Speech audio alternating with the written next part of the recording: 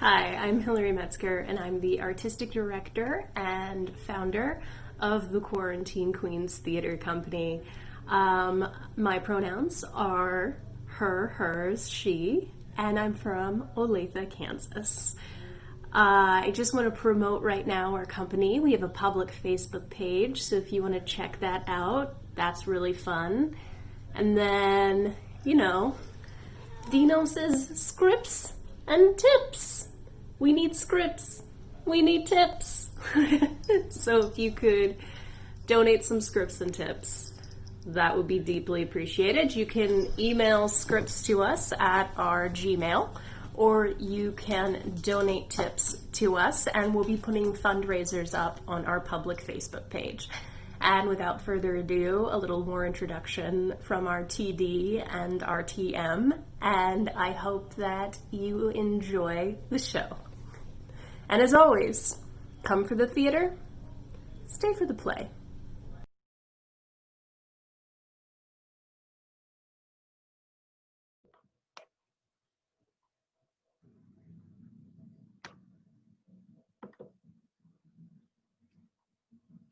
What angel wakes me from my flowery bed? I pray thee, gentle mortal, sing again. Mine ear is much enamored of thy note. So is mine eye enthralled to thy shape, and thy fair virtues force perforce doth move me on the first view to say, to swear, I love thee.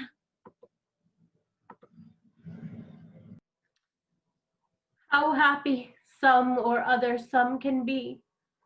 Through Athens, I am thought as fair as she. But what of that? Demetrius thinks not so. He will not know what all but he do know.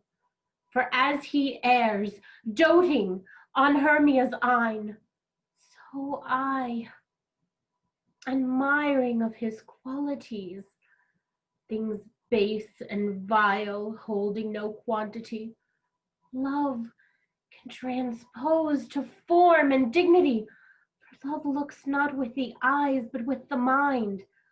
Therefore is boy Cupid painted blind, nor hath love's mind any judgment taste, wings and no eyes, figure unheedy haste. Therefore is love said to be a child, because in choice he is so oft beguiled, as waggish boys in game themselves forswear. So the boy love is perjured everywhere.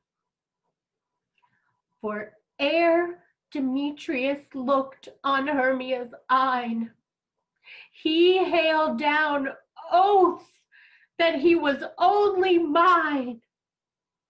When this hail some heat from Hermia felt, so he dissolved, and showers of oaths did melt.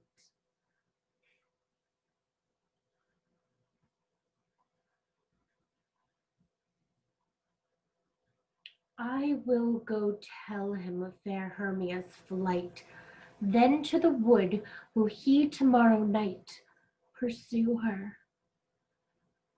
If I have thanks, it is a dear expense, but herein I mean to enrich my pain, to have his sight thither and back again.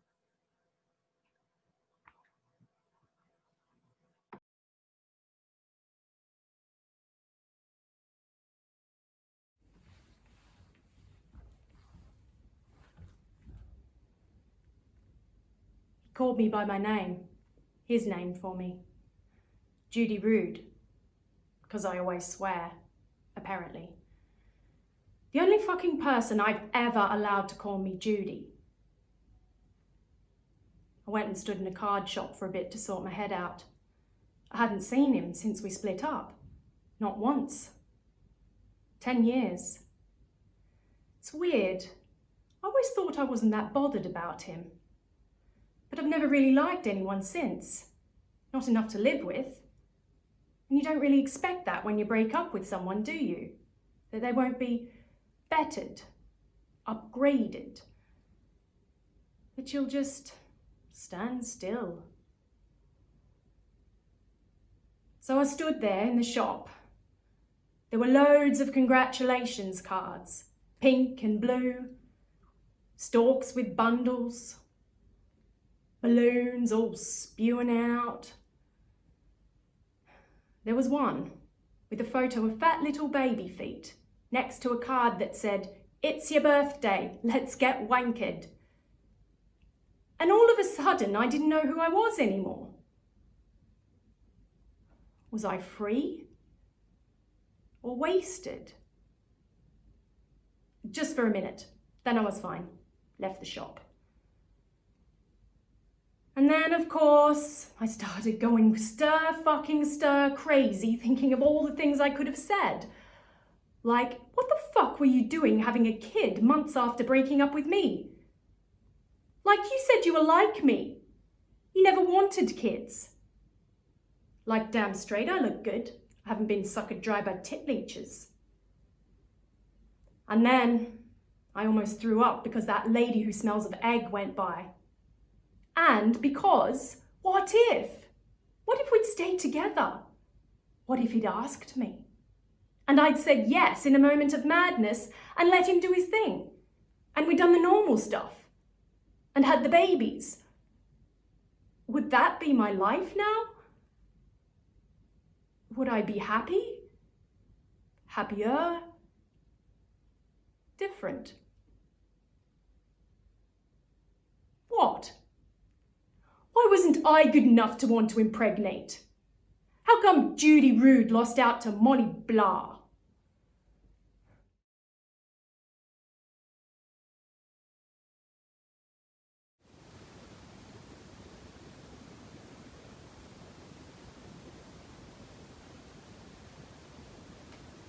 She thinks I can't do it, right?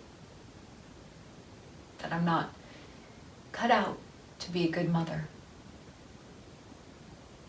Listen, I know. I've been a screw up, okay? People can change.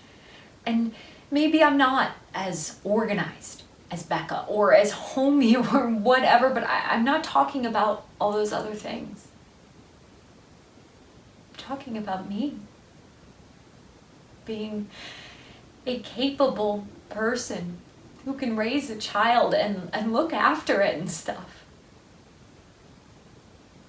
I resent the feeling that I get from her, and you too. Sometimes, honestly, that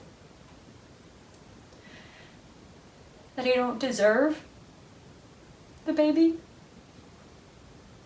Or that I'm not good enough or smart enough to take care of it. I mean, God, if my mother can do it, how hard can it be?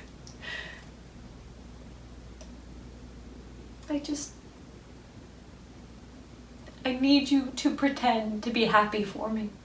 Okay, even if you don't feel that right now. I'd like you to pretend that you do.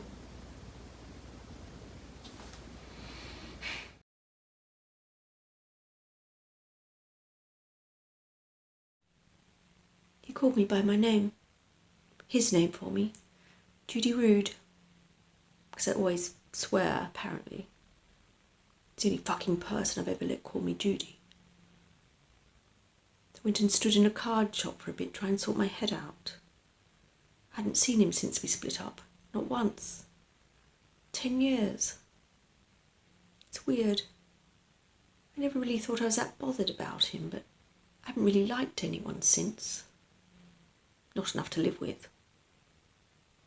You don't expect that, do you? When you break up with someone, that they won't be bettered, upgraded. That you'll just stand still. 10 years. Fuck. So I stood there in the shop and there were all these congratulations cards. New babies, pink and blue, and stalks with bundles and balloons spewing out. And there was one with a photo of fat little baby feet, next to a card which read, "It's your birthday, let's get wankered." And suddenly I didn't really know who I was anymore.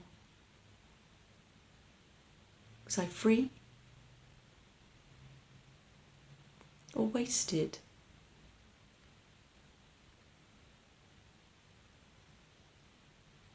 Just for a minute.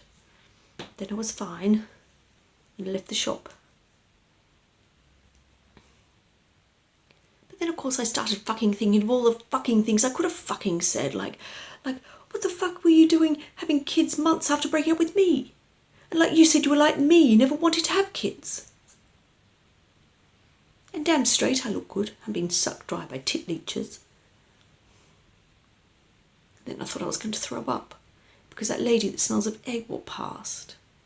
And because what if we'd stayed together? What if he'd asked me and in some moment of madness I'd said yes and let him do his thing and we'd done all the normal stuff and we'd had the babies, and would that be my life now? Would I be happy? Happier? What? And how come I wasn't good enough to want to fucking impregnate? How come Judy Rude lost out to Molly fucking Blah?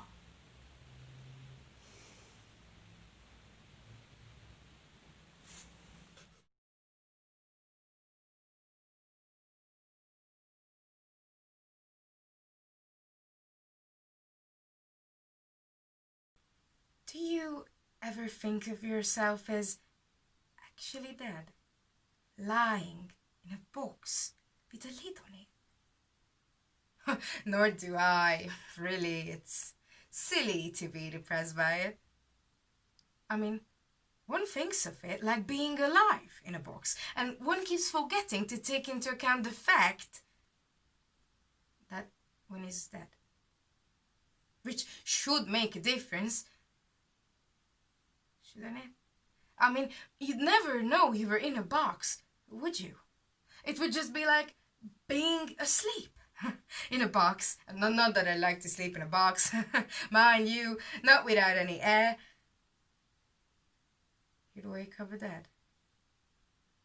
For a start, and then where would you be apart from inside a box?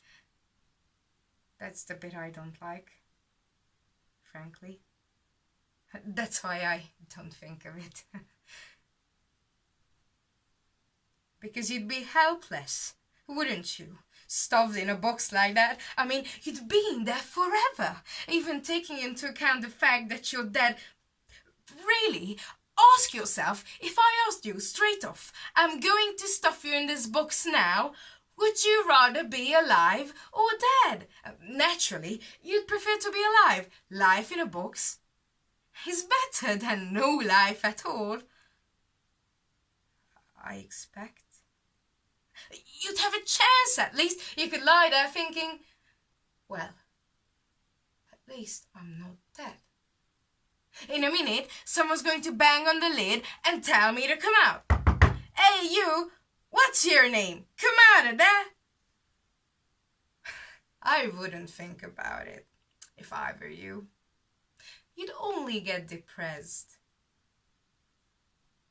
Thank you everyone for coming to our performance. As always, come for the theater, stay for the play.